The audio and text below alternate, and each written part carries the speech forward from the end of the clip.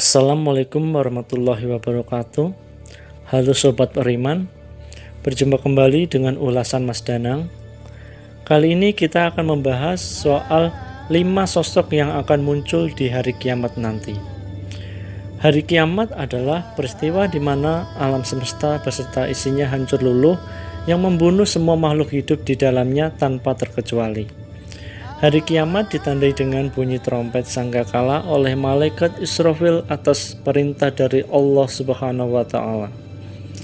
Setelah semua makhluk yang hidup mati, maka Allah Subhanahu wa Ta'ala akan kembali memerintahkan malaikat Israfil untuk meniup trompet untuk yang kedua kalinya, guna membangunkan semua orang yang telah mati untuk dibangkitkan kembali, mulai dari manusia pertama dari zaman Nabi Adam hingga manusia terakhir saat kiamat tiba untuk melaksanakan hari pembalasan.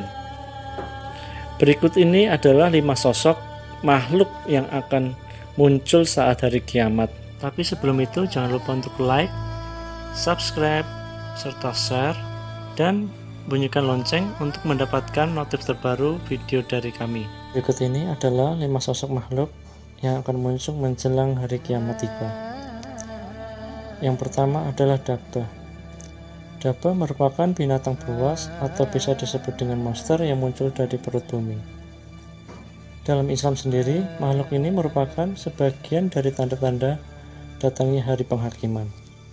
Binatang ini akan keluar dari kota Mekah, tepatnya di dekat Gunung Safa. Waktu keluarnya sendiri setelah terbitnya matahari dari barat.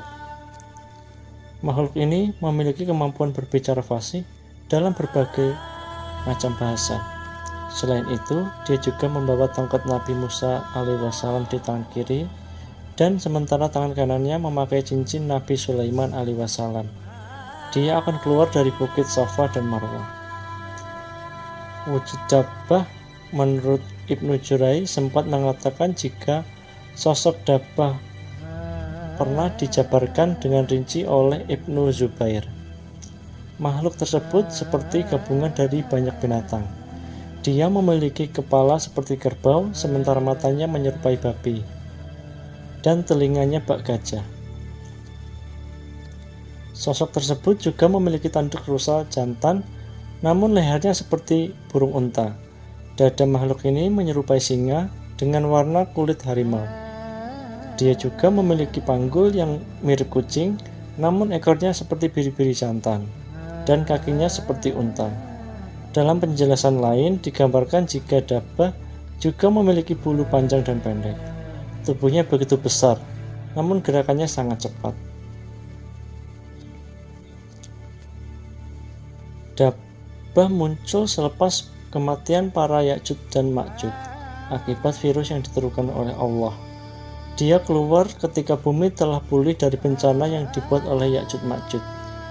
Tercatat pula dalam hadis jika makhluk ini akan memukulkan tongkatnya kepada semua manusia. Jika tongkat tersebut dipukulkan pada orang beriman, maka di dahinya akan tertulis ini adalah orang beriman.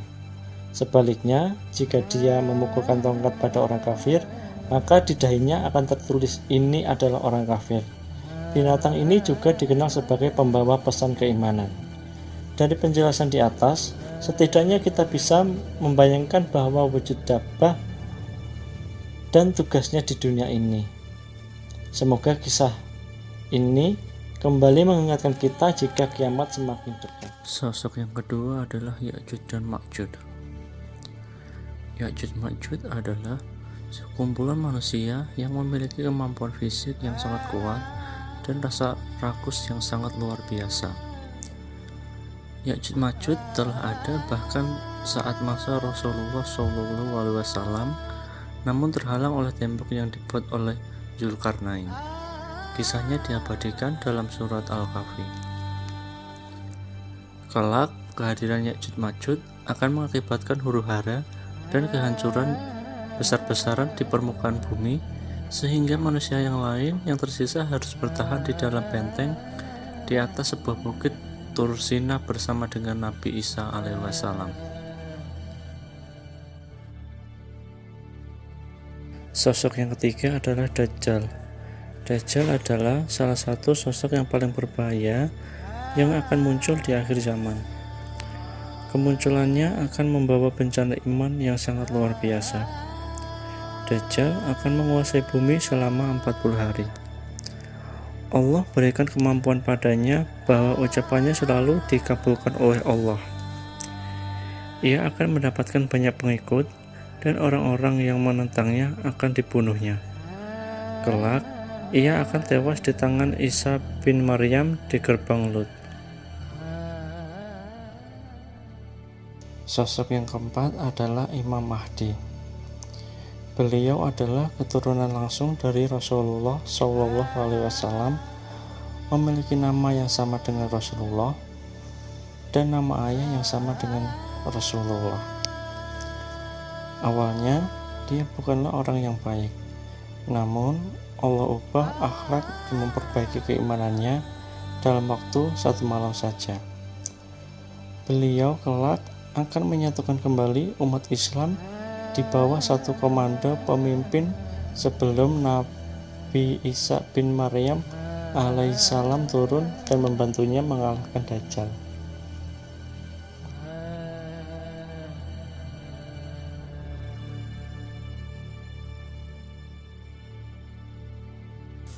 Sosok yang kelima atau yang terakhir adalah Nabi Isa alaihissalam.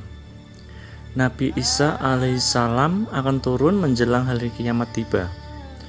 Tugasnya adalah mengalahkan Dajjal yang telah merajai bumi dan membunuhnya di gerbang Bab Lut Israel. Nabi Isa akan turun di sebuah menara putih dengan berpegangan pada 2 sayap malaikat. Ia memiliki perawakan yang teduh dengan rambut lebat yang seakan-akan basah dan mengkilat. Ingatlah bahwa zaman kedepannya tidak semakin bertambah baik. Yang kita sambut adalah pertempuran paling bergengsi sepanjang masa, peperangan antara hak dan batil, antara kita umat muslim beriman dengan sang kampiun kesesatan yang dipimpin langsung oleh Tuhan mereka, yaitu iblis dan Dajjal. Maka dari itu, persiapkanlah diri kalian sebisa mungkin untuk menghadapi segala kemungkinannya. Sampaikanlah ilmu ini kepada orang lain, semoga bisa mempermudah urusan kita di dunia dan di akhirat. Amin.